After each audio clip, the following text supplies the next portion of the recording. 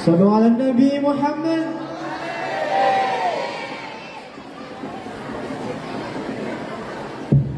بسم الله. بسم الله.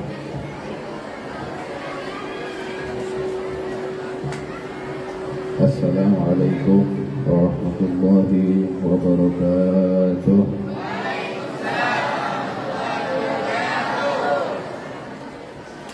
بسم الله والحمد لله نحمده ونستعينه ونستغفره ونعوذ بالله من شرور أنفسنا ومن سيئات أعمالنا من يهد الله فلا مضل له ومن يضلل فلا هادي له أشهد أن لا إله إلا الله وأشهد أن سيدنا محمدا عبده ورسوله وخليله. ربنا انفعنا بما علمتنا ربي علمنا الذي ينفعنا ربي فقهنا وفقه أهلنا وقرابة لنا في ديننا مع أهل الكتر أنثى وذكر ربي وفقنا ووفقهم لما ترتدي قولا وفعلا كرما وارزقي كل حلالا دائما وأخل الأتقياء أتما نقضى بالخير نقفى كل شر ربنا أصلح لنا كل الشؤون وأجر بالرضا منك العيون اقضي عنا ربنا كل الديون قبل أن تأتينا رسل المنون واغفر واستر أنت أكرم من ستر وصلوات الله تنسى المصطفى من إلى الحق دعانا والوفاء بكتابي فيه للناس شفاء وعلى آل الكرام الشرفاء وعلى الصحب مصابيح الغرار. اللهم اهدنا بهداك واجعلنا ممن يسارع في رضاك ولا تولنا وليا سواك ولا تجعلنا ممن خلف أمرك وعصاك. حسبنا الله ونعم الوكيل نعم المولى ونعم النصير ولا حول ولا قوة إلا بالله العلي العظيم. أما بعد, puji syukur kehadirat Allah Subhanahu wa Ta'ala yang telah mengumpulkan kita, menjadikan kita bisa berkumpul berada di tempat yang agung yang mulia ini. Semoga dengan berkumpulnya kita, Allah jadikan seluruh dosa-dosa yang telah lalu ataupun yang akan datang Allah ampuni semuanya. Amin Allahumma amin ya rabbal. Salawat dan salam semoga tetap terus tercurah kepada manusia yang agung yang mulia, manusia yang menjadi tuntunan di setiap zaman, di setiap tempat, yang barang siapa dia ingkar kepada makhluk yang terkasih tercinta ini, maka dia bukan dijadikan oleh Allah bagian orang-orang yang dapat petunjuk. Na'udzubillah min. Dan yang saya muliakan, yang saya hormati, pimpinan, orang tua dari seluruh santri-santri yang mengambil manfaat daripada beliau, yaitu Kiai Haji Imam Hambali. Semoga Allah jadikan beliau menjadi orang-orang yang makbul doanya. Amin Allahumma. Yang terkabul seluruh hajatnya. Amin Allahumma. Dilindungi oleh Allah beliau, baik keluarga, anak, cucu, turunannya, sehingga menjadi sumber ilmu cahaya di tempat ini yang akan memberikan manfaat kepada seluruh umat Islam, baik laki-laki ataupun perempuan yang berada di tempat ini. Amin Allahumma amin ya rabbal.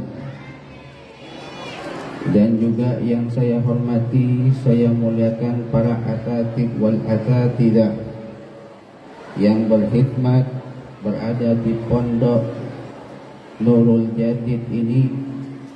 Semoga Allah jadikan beliau-beliau orang yang bisa istiqamah, amin Allahumma, bisa membimbing anak-anak didiknya dengan penuh ketelatenan sehingga membentuk pribadi yang menjadi anak-anak yang taat kepada Allah, taat kepada Rasulullah, hormat berbakti kepada orang tua, cinta memuliakan kepada guru, memuliakan kepada ilmu. Amin Allahumma amin ya rabbal. Itu semuanya tidak luput daripada jasa khidmatnya seorang asatidz dan asatidzah. Kita patut berterima kasih, kita patut memberikan penghormatan, penghargaan setinggi-tingginya karena melewati beliau para asatidz dan juga muallim-muallim kita, sehingga kita bisa dengan Allah, kenal dengan Rasulullah sallallahu alaihi wasallam. Dan juga yang saya muliakan, saya hormati yang ikut hadir di siang hari ini, para santriwan dan santriwati dan juga beserta wali-wali mereka. Kita berada di tempat ini, berada di tempat tarbiyah. Kita berada di tempat ini adalah tempat yang agung, yang mulia. Karena memang kejahilan itu akan tetap terus terlahir di setiap waktu, di setiap zaman, dan di setiap tempat. Maka kejahilan itu harus dihilangkan, saudara. Kejahilan itu harus kita sirnakan dengan cara kita menuntut ilmu. Makanya di dalam hadis Nabi, sebagaimana baginda sallallahu alaihi wasallam bersabda yang sudah masyhur kita kenal, talabul ilmi faridatun ala kulli muslimin wal muslimatin. Cari ilmu kepada mereka, ala kulli muslimin, kepada seluruh orang-orang Islam, laki-laki, wal muslimatin, dan seluruh orang-orang Islam perempuan, wajib. Faridatin hukumnya adalah wajib. Wajib hukumnya, saudara. Jangan sampai Anda tadi itu menganggap kejahilan, kebodohan itu adalah hal yang biasa. Anda anggap mencari ilmu ini adalah sesuatu yang sepele. Sampai baginda sallallahu alaihi wasallam bersabda dalam hadis yang lain, man salaka tariqan li talabil ilmi sahalallahu tariqan ilal jannah. Beliau baginda sallallahu alaihi wasallam menyatakan, barang siapa, man barang siapa, atau siapa orang, laki-laki ataupun perempuan, tentunya man itu adalah bagi orang yang berakal, bukan orang gila. Orang yang berakal, yang dia bisa berpikir. Kalau orang gila, saudara, dia dipaksa untuk ilmu, maka dia ya mana akal, nggak punya akal, nggak bisa dipaksa. Tapi bagi yang sehat lahir dan batin, maka dia harus menuntut ilmu. Orang yang berakal ini, saudara, nuntut ilmu, maka akan diberikan kemudahan oleh Allah jalan menuju surga. Surga di sini bukan hal yang remeh, yang mungkin kita katakan gampang dapat surga, yang mungkin kita katakan mungkin dapat surga ini urusan nanti. Mungkin dapat surga ini adalah mungkin kita mengatakan sebagian orang atau mereka orang-orang yang jahil nggak perlu masuk surga mungkin. Bahkan anak muda zaman-zaman milenium ini menyatakan bahwa awalnya hura-hura, awal hura-hura, tua jadi kaya, mati masuk surga. Itu ada ungkapan istilah demikian. Muda hura-hura, tua jadi kaya, mati masuk surga. Kira-kira ungkapan ini benar apa tidak? Benar tidak kira-kira? Benar tidak? Ungkapan ini salah, saudara. Maka yang harus kita lakukan adalah awalnya kita harus paksa diri kita. Awalnya kita harus berusaha waktu masih muda. Kalau ingin dapat harta saja, kita tadi itu harus mencari cara, mencari jalan, berupaya, berusaha, membuat satu usaha yang pastinya akan naik turun, akan jatuh bangun untuk nyari dunia. Bagaimana untuk nyari surga? Tuh lihat bagaimana Nabi Adam yang ada di surga dikeluarkan oleh Allah. Kita di samping juga mencari ilmu ini banyak macam-macam yang akan menghalangi, merintangi jalannya kita. Wah, macam-macam nih. Kalau santri, alhamdulillah saya tidak terlalu paham watak-wataknya, tapi saya juga kebetulan juga seorang pengajar juga. Jadi mengetahui bagaimana santri kalau ada di pondok pesantren rindu orang tua, ibadah setan. Begitu juga orang tua mereka, wali santrinya rindu dengan anak, bertemu terus. Akhirnya anak makin gak kerasa, gak betah di pondok, makin goyang anaknya, datang terus. Saya di Surabaya punya guru namanya Sayyidul Habib Fahmi bin Ahmad bin Ali Al-Mihdar. Beliau menyatakan begini. Beliau waktu di Tarim Hadramut, beliau mengatakan dulu di Hadramut itu zaman dulunya thalabul ilmi di Tarim Hadramut diputus zaman dulu dengan akses di luar, kata beliau. Sehingga bahkan ada surat dari Indonesia ditahan bagi santri-santri yang ada di sana dulunya.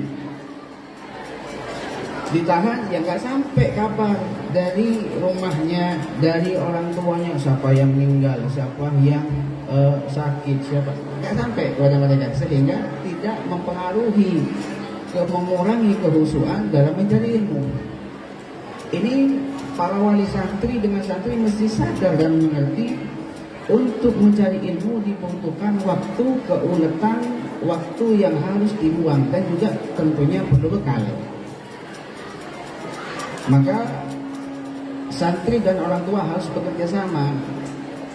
Orang tua rindu kepada anak. Siapa yang nggak rindu kepada anak? Saya juga punya anak. Cinta, senang kepada anak. Tapi bukan berarti anak tadi itu jangan sampai besok di akhirat jadi beban bagi kita. Kalau di akhirat jadi beban, ditanya oleh Allah, Anda punya anak? Diajari Quran tidak? Anda punya anak? Diajari agama tidak? Itu kewajiban Anda, bukan kewajiban para kiai, ustaz. Bismillah. Wallahi yang wajib untuk mengajarkan anak itu bukan kita, saudara. Bukan Pak Kiai, bukan ustaz. Gak wajib untuk mengajarkan anak Anda. Kita punya anak sendiri. Siapa yang wajib? Yang wajib Anda, orang tua. Wajib Anda mengajarkan Al-Quran kepada mereka. Tapi karena Anda gak mampu, Anda gak punya waktu, maka dimasukkanlah putra putri Anda ke pondok pesantren Nurul Yakin. Anda masukkan pondok pesantren, maka Kiai Imam Hambali, asatidzah membimbing. Itu sebenarnya wajib Anda, bukan wajib kami sebenarnya. Jadi Anda tadi itu harus banyak-banyak berterima kasih. Loh, Beb, kita bayar Beb di pondok Beb. Habib kita bayar tiap bulan sekian. Dengarkan makanya. Tahu nggak berapa harganya? Ulama menyatakan, kamu bayar mereka berapa satu huruf? Satu huruf itu kurang lebih mungkin ada yang mengatakan 3 juta. Satu huruf aja, Bismillahirrahmanirrahim. Baknya 3 juta, sinnya 3 juta. Anda hitung aja berapa yang sudah putra putri Anda dapatkan di sini, saudara. Berapa banyak? Ilmu fikih, ilmu mantek, tasawuf, belum lagi nahwu, belum lagi ilmu macam-macam.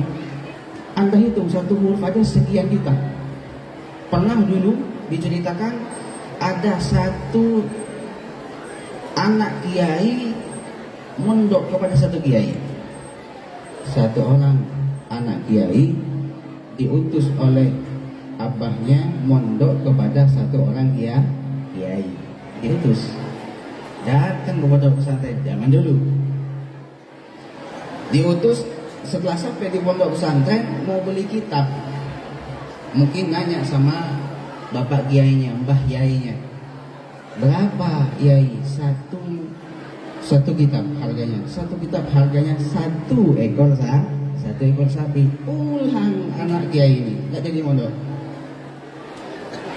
Satu kitab 1 ekor sapi. Berapa satu ekor sapi? Mungkin sekitar 15 jutaan. 15 juta. Satu ekor sapi 15 juta. Satu kitab 15 juta. Satu ekor sapi 15 juta, satu kitab seharga satu ekor sapi, berarti 15 juta. Pulang gak jadi, kemahalan. Ngomong sama abahnya, loh kok pulang kembali? Gak jadi masuk pesantren. Mahal bah. Berapa? Satu kitab itu 1 ekor sapi. Satu kitab 1 ekor sapi. Tapi alhamdulillah abahnya kiai juga, orang alim juga. Apa kata abahnya? Nah, jangankan 1 ekor sapi, kata abahnya. Jangankan 1 ekor sapi, nyawamu tukar ilmu, apa tukar? Allahumma sholli ala Muhammad. Allahumma sholli wa barik alaihi. Ditukar nyawa anaknya. Inilah orang yang mengerti ilmu. Kalau orang yang nggak mengerti ilmu, orang nggak mengerti hadis Nabi, orang nggak mengerti ilmu tafsir, orang nggak dianggap hal sepele. Nah, disitulah kita perlunya berterima kasih kepada mereka orang-orang muallim yang mendidik putra putri kita. Jangan disembarangi. Masuk pondok pesantren tidak beradab, masuk pondok pesantren tidak berakhlak, sama gurunya nggak punya etika, sama ustadz-ustazahnya, ya Allah, ini perlu dikoreksi kembali. Karena orang-orang yang seperti ini, bagaimana mungkin dia sampai kepada Allah? Orang yang sampai kepada Allah adalah orang-orang yang istiqamah, yang memiliki ilmu. Orang-orang yang bisa sampai kepada Allah, orang yang memiliki ilmu dan mengamalkan ilmu. Orang yang istiqamah sebagaimana dalam Al-Quran, alladzina qalu rabbuna Allah summa istaqamu tanazzalu alaihimul malaikah wa abshiru bil jannati allati kuntum tu'adun. Ini dalam Al-Quran, saudara. Untuk jadi orang istiqomah itu, pengertian istiqomah bukan misalnya hanya orang yang bisa wirid ini terus, tidak. Siapa yang dimaksud? Orang yang berilmu mengamalkan ilmu.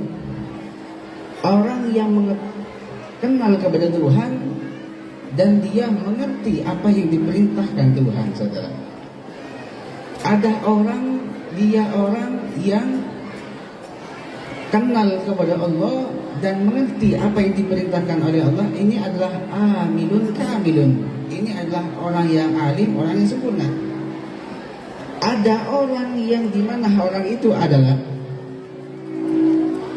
orang yang dia mengerti, alimun bil ilmi, mengerti dengan ilmu, lakin laisa ya'rifullah, akan tetapi dia tidak mengenal kepada Allah. Maka orang yang seperti ini la yakhshahullahu ta'ala, maka dia tidak mengenal kepada Allah. Ada orang yang kenal kepada Allah tapi tidak mengetahui perintah Allah. Kan ada. Siapa itu, Beb? Mungkin orang-orang yang nyoba-nyoba. Saya terkadang ketemu juga orang-orang seperti ini. Oh, saya mimpi Nabi, mimpi ini, mimpi itu. Bapak bisa mimpi begitu. Bapak ini bagaimana tentang rukun sholatnya? Paham apa tidak? Syarat rukun sholatnya, bagaimana wudhunya? Kira-kira punya guru tidak? Itu perlu dikoreksi. Ini ada orang pas sudah tua baru dia jadi Tuhan. Waktu masih muda ini sebagaimana yang dikatakan tadi, muda hura-hura, tua jadi kaya, mati masuk surga. Itu mungkin yang dipakainya. Maka orang-orang seperti ini, saudara, adalah orang-orang yang tidak mungkin sampai kepada Tuhan. Orang yang bisa beristiqamah adalah orang yang berilmu dan dia mengamalkan ilmu. Maka jawabannya adalah santri. Orang yang seperti ini, orang yang dimana orang itu kenal kepada Allah, tapi dia tidak mengetahui syariat atau apa yang diperintahkan oleh Allah. Bagaimana mungkin? Kan sudah diceritakan kemarin. Dulu bagaimana para guru kita menyatakan bahwa ada seseorang yang dimana dia seorang ubad, seorang ahlul ibadah. Orang ini ahlul ibadah berkhulwat, beruslah di dalam goa, sehingga dia membeli seekor himar, bersahwat disalurkan ke himarnya. Itu adalah sesuatu yang haram. Begitu juga diceritakan bagaimana seorang nabi dari Bani Israel, Nabi Jarjis, yang dia dikatakan ketemu dengan ibunya. Dia uzlah juga, berada di goa, ibadah, lama ibadah. Didatangi oleh ibunya, dipanggil, dinyatakan bahwa ya Allah, as-salati wa ummi, salatku am ummi, atau ibu saya. Dipanggil ibunya, dia sholat, dipanggil ibunya, dia uzlah. Maka dia lebih memilih sholatnya. Ketika dia lebih memilih sholatnya, maka ibunya menyatakan, Jarjis, Juraid, kamu akan ketemu dengan menatap seorang pelacur. Dan itu terjadi. Sebelum mati memang bertemu dengan seorang pelacur, yang dimana pelacur itu memfitnah beliau. Maka ulama menyatakan, seandainya laukana Jarjis minal faqih, seandainya Nabi Jarjis itu bagian dari orang yang faqih, maka sholatnya ditinggal, lebih memilih orang tuanya. Sesuatu yang seperti ini tidak akan didapati oleh orang-orang awam, nggak bakal ketahuan, saudara. Maka kita di dalam hidup ini jangan sampai berhenti untuk menuntut ilmu, memuliakan ilmu, muliakan yang punya ilmu, muliakan mereka yang mengajarkan ilmu. Semoga mereka yang ada di sini, santri-santri yang ada di sini, akan mendapatkan ilmu yang barokah, manfaat. Amin Allahumma amin ya rabbal. Dikatakan juga orang yang bisa beristiqamah adalah mereka yang akan turun kepada mereka malaikat Allah. Yanzilul malaika wa absiru bil jannati allati kuntum tu'adun. Siapa mereka? Kapan kalau begitu, Beb? Kita istiqomah di sini, apakah kita sudah termasuk yang turun kepada kami para malaikat? Maka ahli tafsir menyatakan dalam ayat ini, inda mautihim, bukan pada saat di sini saja, tapi juga bahkan pada saat sakaratul maut mereka. Turun itu malaikat, orang yang beristiqamah, wa absiru, dan mereka para malaikat mengabarkan bil jannati, dengan surga. Ini surga, ini tempat kamu, ini di sana tempat duduk kamu. Tapi kalau orang yang celaka, ya sudah, dia akan diperlihatkan tempatnya di neraka. Naudzubillah min dzalik. Jadi mesti istiqamah, mesti berilmu, saudara. Jangan sampai kita tadi itu orang-orang yang tidak mengenal Allah, tidak mengenal kepada Tuhan. Allah itu menciptakan semua orang. Ada satu ungkapan menyatakan bahwa begini, man ya'rifu nafsahu ya'rifu rabbahu. Barang siapa yang kenal kepada dirinya, kenal kepada Tuhan, Tuhannya Allah. Yang kenal dirinya, kenal kepada Tuhan. Nah ini kalau misalnya tidak disalahkan berbahaya. Kenali diri Anda. Bagaimana cara mengenal Tuhan? Ada tanda-tanda kekuasaan kepada diri kita, kepada apa yang berada di sekitar kita. Dalam ayat yang lain Allah berfirman, "Huwallazi ja'ala lakumul arda firashan was samaa'a binaa'a wa anzalna minas samaa'i maa'an fa akhraja bihi minas samarati rizqan lakum fala taj'alu lillahi andada wa antum ta'lamun." Siapa Allah? Wallazi ja'ala lakumul arda, dia Allah yang menjadikan bumi firashan was samaa'a, arda bumi itu firas, terhampar. Ini buminya Allah. Jangan Anda berada di bumi ini seenak hati Anda. Anda berbuat kerusakan. Anda tidak mengerti hukum Allah. Anda itu mendolimi orang lain, bahkan juga mendolimi diri Anda sendiri. Nggak kenal kepada Tuhan Anda.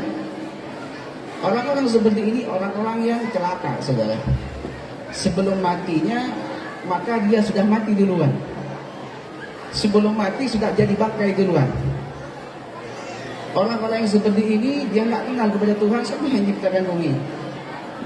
Wassama abinaa, lihat bagaimana Allah meninggikan langit.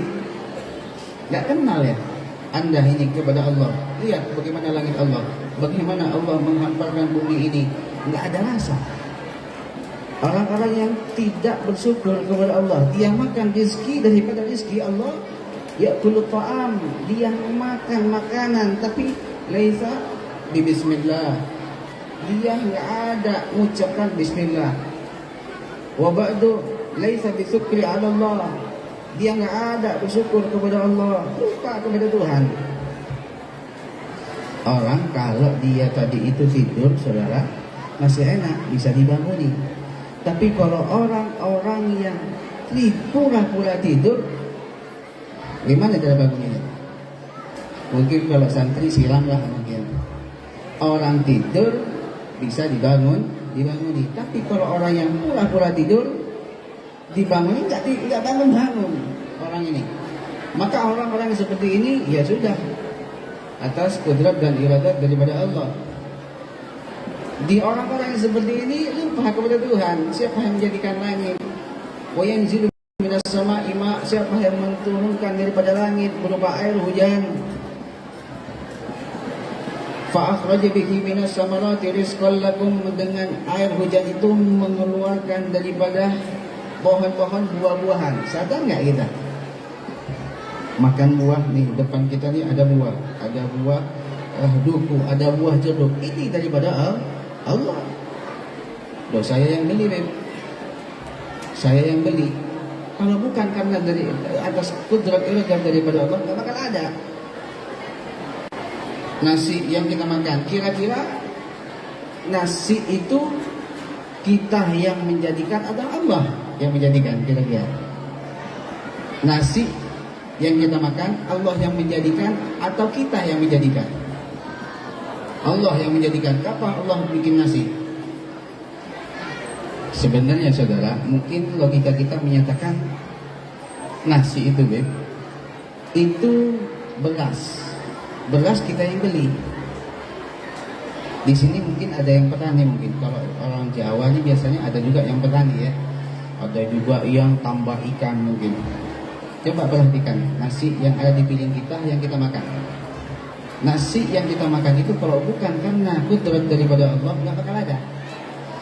Ada yang Allah jadikan seseorang sebagai petani. Nunggu dari mulai nanam padinya sampai keluar padi sehingga diolah dan menjadi beras. Setelah jadi beras dijual dan kita yang ingin makan tinggal beli beras dan kita masak di rumah. Kalau bukan karena Allah, Allah jadikan kita semuanya petani semua kira-kira. Siapa yang butuh kira-kira? Nggak ada yang beli beras karena sudah jadi pada petani. Tapi atas kekuasaan Allah, Allah jadikan hal itu berputar. Ada yang jadi petani, ada yang memerlukan beras, ada yang beli beras. Atau kita juga melihat bagaimana bajunya kita. Ini baju siapa? Ya ini baju saya, Beb. Kira-kira ada yang punya pabrik baju di sini nih? Hah? Ada yang punya pabrik baju mungkin? Santri-santri mungkin, wali santrinya ada yang punya pabrik baju? Tidak ada. Nggak ada, Beb, yang punya pabrik baju. Tapi baju siapa? Baju kita. Bayangkan kalau kita memintal dari mulai ulat sutranya, kita pintal, jadikan benang, dipintal, setelah itu jadi kain, dianyam, dipotong, jadikan baju untuk pakai baju. Berapa lama itu?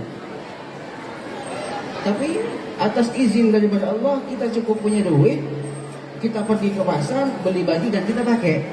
Semuanya atas izin dari Allah. Atau lauk yang kita makan, ikan mungkin. Ada ikan di laut.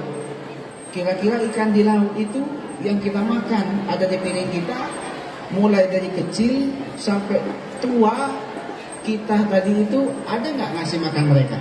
Nggak ada. Mulai kecil Allah yang memeliharanya, tua, dewasa, tangkap sama nelayan, dijual di pasar, dan kita datang ke pasar untuk membeli ikan. Ini semua atas kudrat iradat daripada Allah. Orang yang seperti ini, orang yang mengerti, yang paham, oh ya Allah, semuanya memang daripada Allah. Jadi nggak usah khawatir, saudara.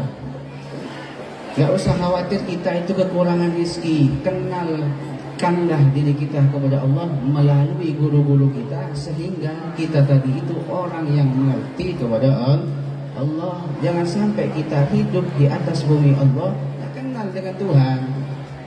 Kita hidup di bumi Allah, kita nggak tahu siapa yang menciptakan bumi, apa aturan yang punya bumi, apa yang diperintahkan oleh yang punya bumi. Maka marilah kita berdoa, semoga seluruhnya orang-orang yang ada di sini tidak berkumpul dan tidak terpisah kecuali Allah ridha dan Allah jadikan orang-orang yang mengerti agamanya Allah. Amin Allahumma amin ya rabbal alamin. Dan juga yang perlu juga saya sampaikan adalah di akhir zaman ini, saudara, zaman yang sudah kacau, penghancuran, kerusakan akhlak ini terkategori adalah sudah menjadi hal yang biasa, di mana dilakukan oleh mereka manusia-manusia yang dimana jadi sasarannya adalah orang-orang Islam. Kira-kira sampai nggak ke sini beritanya saudara-saudara kita yang ada di Palestina? Sampai tidak? Sampai tidak? Saudara kita yang ada di Palestina, bagaimana sekarang sedang dibantai oleh mereka orang-orang kafir. Kira-kira kita sakit hati tidak? Sakit hati tidak? Saudara kita di Palestina dibantai oleh orang-orang kafir, hati kita sakit. Kita mau menyuarakan, mau menggaungkan yang terkait dengan orang-orang Yahudi, produk-produk yang ada kaitan dengan mereka, sehingga mereka punya masukan, tolong jangan dibeli lagi, tolong jangan dibelilah. Setuju tidak? Setuju tidak? Sekali lagi, produk yang terkait dengan orang-orang Yahudi jangan dibeli. Setuju tidak? Setuju tidak? Paham ya? Jangan dibeli. Loh Beb, saya Beb dah beli Pepsodent dari merek Yahudi Beb, yang sudah dibeli pakai, tapi jangan beli lagi. Paham ya? Yang sudah dibeli pakai, tapi jangan dibeli lagi. Bukan kita promosi, tapi kita di sini ada amanah dari salah satu orang tua kita berada di Jambi, Al Habib Taufik bin Alwi Al Haddad. Kalau nanti Habib ada menyampaikan tausiah, tolong sampaikan kita ada produk-produk seperti ada teh, ada sikat gigi atau yang lain keperluan sehari-hari. Mungkin ada yang berminat atau perlu untuk meniadakan pemakaian kepada produk-produk Yahudi, maka kita sediakan. Kita sediakan. Jadi tinggalkan produk Yahudi, pakai produk milik anak negeri, paham ya? Atau mungkin pondok ini punya produk sendiri mungkin ya, ada ya, belum ada. Insyaallah. Semoga Allah jadikan pondok pesantren ini memiliki sesuatu yang kreativitasnya sendiri sehingga bermanfaat kepada umat Islam. Amin Allahumma amin ya rabbal alamin. Jadi maksud saya adalah kita ini saudara, di akhir zaman ini kita ini makin digenjot. Tapi ya sudah, ini sunnatullah daripada Allah. Jangan sampai kita tidak bersatu, jangan sampai kita terpecah belah. Sesama tetangga, sesama wali santri, sesama anak santri, kuatkan persaudaraan Anda di akhir zaman ini. Kuatkan ukhuwah Islamiyah Anda sehingga jika dimasuki kita oleh orang-orang yang akan memecah persatuan umat Islam, kita tadi itu kokoh dan kuat. Coba lihat saudara kita di depan mata kita, semua orang tahu, di depan dunia dibantai, dihabisi saudara. Gak kenal mau anak kecil, mau bayi, tua, muda, gak peduli mereka. Dihancuri, dibunuh rumah-rumah mereka. Ya Allah, selamatkan mereka, saudara-saudara kami yang ada di Palestina. Amin Allahumma. Ya Allah, jadikan mereka orang-orang yang menang. Allahumma ansur li ummat Muhammad. Allahumma ansur li ahli Palestin. Amin Allahumma. Ya Allah, jadikan mereka orang-orang yang meninggal itu syahid dan jadikan kami bagian dari mereka. Amin Allahumma. Ya Allah, jadikanlah kami orang-orang yang istiqomah. Ya Allah, jadikanlah orang-orang yang terkait dengan mereka atau saudara-saudara kita kami yang sakit sembuhkan ya Allah. Jadikan kami orang-orang yang bisa dekat denganmu, dekat dengan baginda Nabi Muhammad. Amin Allahumma. Amin ya rabbal alamin. Ya Allah, semoga kita semuanya berkumpul di sini tidak terpisah kecuali diampuni oleh Allah. Ya Allah, ayo kita semua ikuti yang saya baca. Ikut semuanya yang akan saya bacakan. Allahumma ja'al akhiru kalamina minad dunya indan tihai ajalina qawla la ilaha illallah.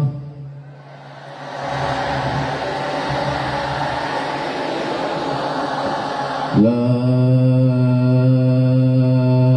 ilaha illallah.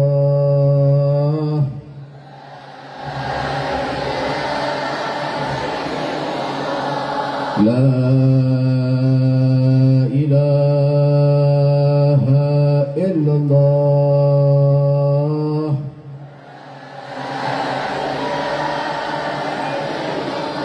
La ilaha illallah Muhammadur Rasulullah sallallahu alaihi wasallam. Alaiha nahya wa alaiha namut wa alaiha nub'atsu insyaallah ta'ala wa nahnu minal aminin.